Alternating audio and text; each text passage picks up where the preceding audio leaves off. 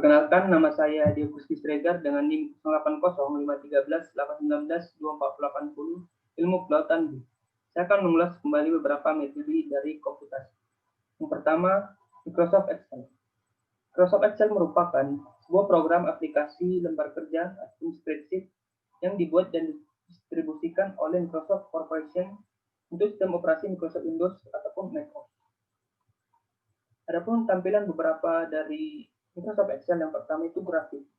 Grafik merupakan gambar-gambar yang menunjukkan data secara visual yang didasarkan atas nilai-nilai pengamatan aslinya maupun dari tabel-tabel yang dibuat sebelumnya. Adapun contoh dari grafik ataupun diagram tersebut ialah yang pertama diagram batang. Diagram batang merupakan grafik data berbentuk persegi panjang yang lebarnya sama dengan dilengkapi dengan skala atau ukuran sesuai dengan data yang bersangkutan. Yang kedua ada diagram lingkaran. Diagram lingkaran menyatakan diagram yang digunakan untuk penyajian data berbentuk kategori menyatakan dalam persentase. Ketiga ada diagram garis. Diagram garis merupakan grafik data berupa garis yang diperoleh dari beberapa ruas garis yang menghubungkan titik-titik pada bidang bilangan. Yang kedua ada bagian standar deviasi.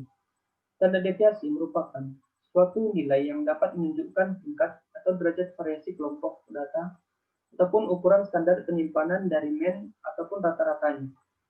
Yang ketiga ada regresi.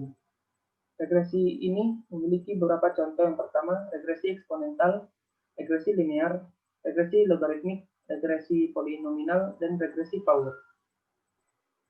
Selanjutnya, command prompt atau CMD. CMD merupakan suatu perintah DOS yang ada pada sistem operasi Windows. Penggunaan CMD ditujukan agar user lebih mudah dalam eksplorasi Windows secara online ataupun offline. Sisi lain, ada pun dampak negatif yang digunakan pada CMD ialah seorang hacker yang ingin menjalankan misinya yaitu hanya berbekal dengan command prompt. Seperti namanya prompt, yaitu memiliki arti quick ataupun cepat. Sehingga CMD dapat mengeksekusi sebuah perintah lebih cepat dengan menggunakan CMD. Adapun beberapa tampilan ataupun penggunaan dari CMD diantaranya ialah yang pertama dalam membuat folder, itu dengan mengetik MD, kemudian nama folder yang ingin dibuat ataupun mkdir, itu nama folder yang ingin dibuat juga. Kemudian bagaimana cara mengcopy dan memindahkan file. Yang pertama move, yaitu tempat awal file, kemudian memindahkan ke tempat pindah file. Kemudian ada copy, itu tempat awal file, kemudian dipindahkan ke file yang lainnya. Kemudian bagaimana cara menghapus file, yaitu dengan mengklik del, yaitu nama file yang ingin dihapus. Selanjutnya, cara mengganti nama file yaitu kita mengetik rem ataupun rename. Itu nama file awal, kemudian akan diganti menjadi file yang akhir. Selanjutnya, dasar-dasar pemrograman. Program merupakan sebuah elemen inti untuk kinerja suatu perangkat. Sehingga dasar-dasar pemrograman adalah rangkaian instruksi-instruksi dalam bahasa komputer yang disusun secara logika dan sistematis.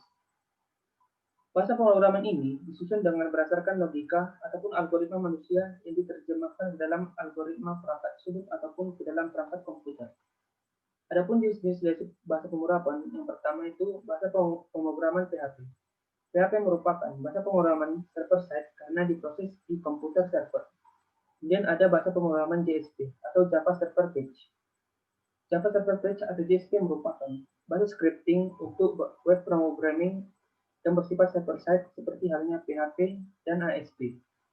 Yang ketiga ada bahasa pemrograman Java, yaitu bahasa yang murni objek oriented yang merupakan paradigma pemrograman yang berorientasikan kepada objek. Kemudian pengenalan software yang pertama. Yang pertama, ArcGIS. ArcGIS merupakan salah satu software yang dikembangkan ataupun dibuat oleh Esri, yaitu Environment Science and Research Institute, yang merupakan kompilasi.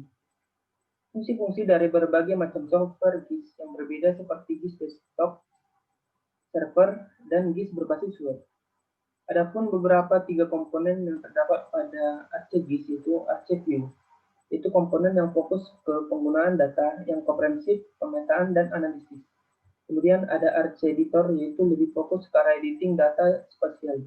Kemudian ada Arch Info, yaitu lebih lengkap pada menyajikan fungsi-fungsi dari JIS tersebut.